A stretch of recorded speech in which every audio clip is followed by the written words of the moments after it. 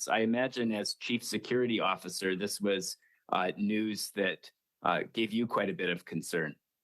Is that correct? No, actually, we canceled Mr. Firth's security clearance the day before. He was a key security officer for the company, and we canceled his clearance. Then we were aware that we were going to lose our security clearance for the company. Okay, wait, I'm a little bit confused. Mr. Firth was the chief security officer? No, he's a key security officer. He's a key security officer, and you're the chief security officer.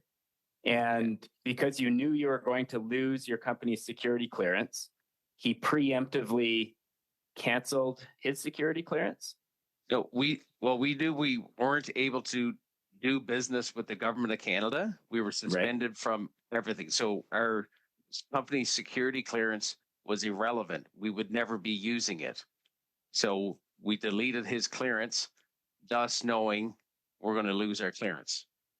Does the company have security clearance in addition to Mr. Firth's own personal security clearance? No, I still have my personal security clearance. I believe. So when PSPC suspended your company's security clearance, what did that mean? What were they suspending? They were suspending us from allowing us to get anybody a security clearance or hold anyone's security clearance. And so PSPC has suspended Mr. Firth's security clearance? Yes, his security clearance has been terminated. And yours has not? Not to my knowledge. Okay, interesting. And as chief security officer, did the loss of Mr. Firth's security clearance concern you? No, we were aware that this was going to happen. We actioned it. And did you communicate with PSPC about the revocation of security clearance? Yes. Does the fact that you still have your own personal security clearance mean that you can still approve the clearance of resources that work on projects? No. Why not? Because we don't have any government contracts. We don't have any government contractors. For me to get into the system, I will not be able to process anyone's clearance. I don't have access. Thank you. Did PSPC and okay? Thank you, Mr. Sorry, Chair. sir. You'll have a couple more rounds. So, Mr. Brock, go ahead, sir. Thank you, Chair. Mr. Anthony, does it concern you that Mr. Firth actively engaged in acts of fraud and forgery in relation to the Butler contract? And furthermore, his evidence at committee that it was a standard practice of his to take a look at various resumes with other contracts and to match it to the requirements set out by the government. Does it that to me, as a former prosecutor, just spells out another word for criminality. So on a personal level, sir, does it concern you that your partner has been engaged in criminal acts, yes or no? I don't think he did. So you are defending his actions, is that correct? Yeah, I don't think he did. Are you defending his actions, sir? Are you saying that Yes. what he did with respect to Bottler, changing their resumes without their consent and doing that same sort of practice with other contractors was entirely acceptable by your standards? I don't think he did that. He said he did. So that's fine. You're defending him. I have you on record. That's an important point that perhaps you want to discuss with your counsel. Now, you'll have to forgive me as well, sir, that in your opening statement, you wanted the public to have some sympathy for the situation that your company, the Government of Canada Strategies, is now facing in terms of the financial hardship. But according to public accounts data, Government of Canada Strategies has received $59 million in federal funding from all federal departments combined since 2017. So if we take your commission value of 15% at the lowest all the way to 30% at the highest, that means you and Firth since 2017 over the last 7 years received $8.85 million at the 15% mark, or upwards to $17.7 million at the highest mark. That's roughly $4.4 million to you, sir, upwards to $8.8 million. Now, in light of Justin Trudeau's just very poor fiscal policies that he's adopted since 2015 and the affordability crisis that Canadians are facing, you will probably understand that no Canadian has any sympathy for you, sir, in the situation you're in, because that amount of money is something that's almost akin to winning the taxpayer lottery. So I'm not asking for a response, but I want you to consider that, sir, that you have been rewarded very handsomely at the backs of Canadian taxpayers.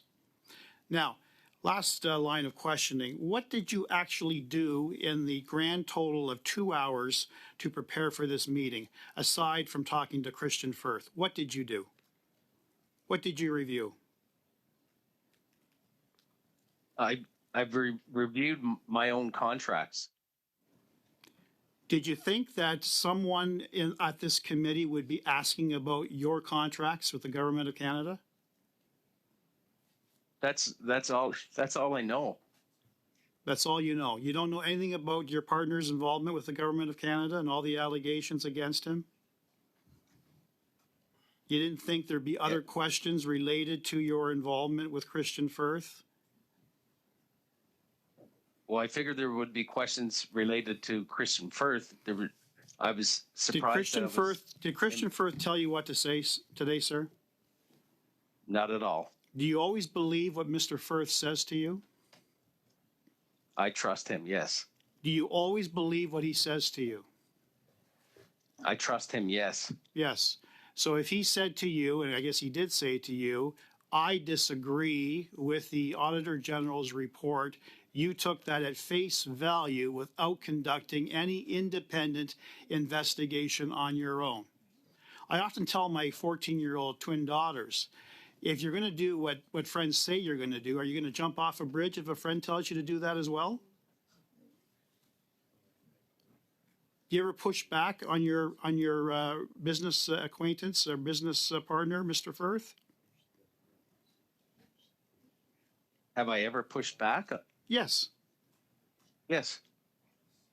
Okay. And in this particular case, you didn't think a very explosive document by an auditor who's been in the business of auditing for decades, and you have no auditing experience, do you? No. No. And Firth has no auditing experience. Right? I don't think so, no. So if Firth says we disagree with everything that she has said, you will always accept that at face value. Well, he has knowledge. He has knowledge. Thanks, Mr. Block. Mr. Sousa, go ahead, and then we will do our second suspension. Go ahead, Mr. Sousa. Thank you, Mr. Chair. And I have only a few questions, and I'm going to move my motion as well prior to our suspension, if that's okay. Mr. Anthony, I think reference was just made about the name of your company.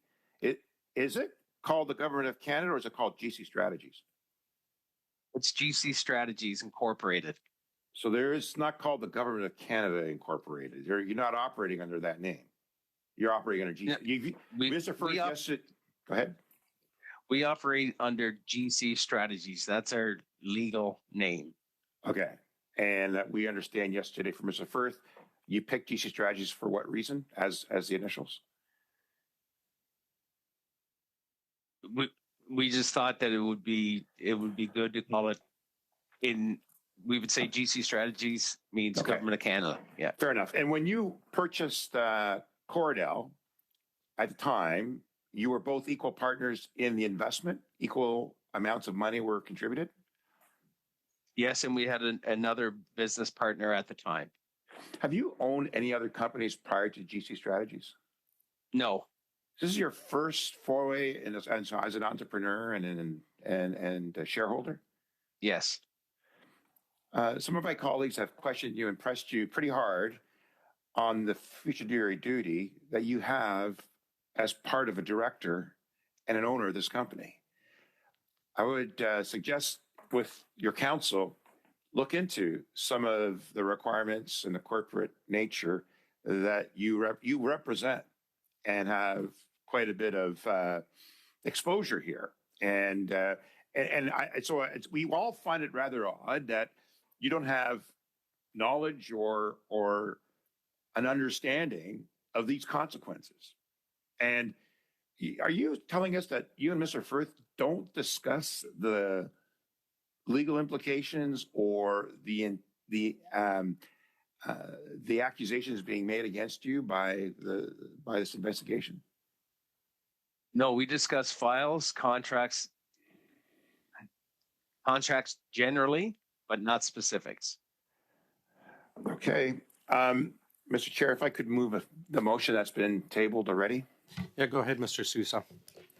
And I believe there may be an amendment to it by one of our colleagues. It reads that the committee invites the president of the Treasury Board and Minister of Public Services and Procurement to appear for 1 hour and a half, as well as officials to appear for 2 hours regarding the 2023-2024 supplementary estimates C, the 2024-2025 main estimates, and the 2024-25 departmental plans, and the meeting take place on Wednesday, March 20th, 2024.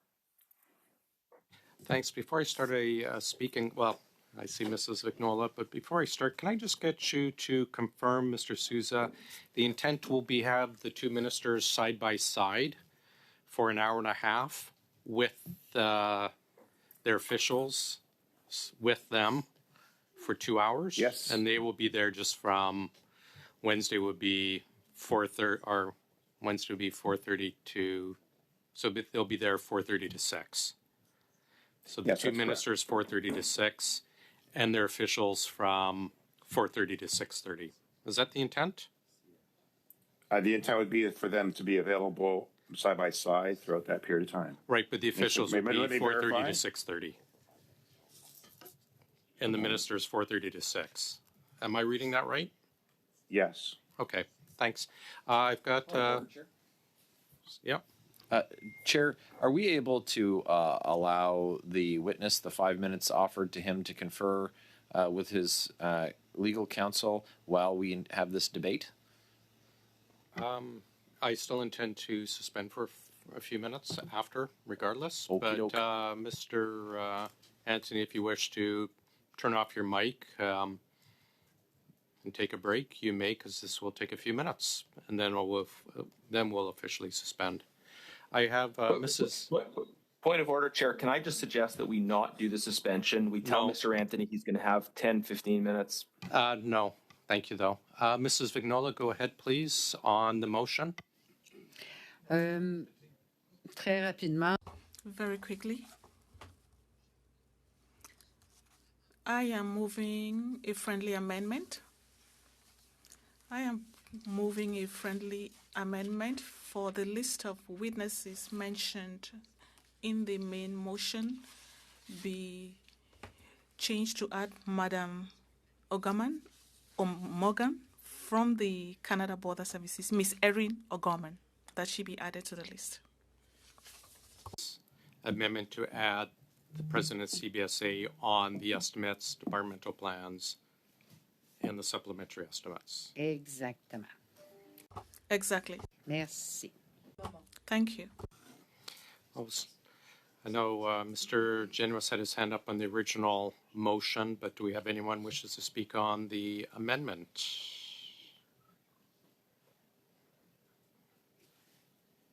I take it we're fine with the amendment then? The CBSA doesn't fall under our mandate.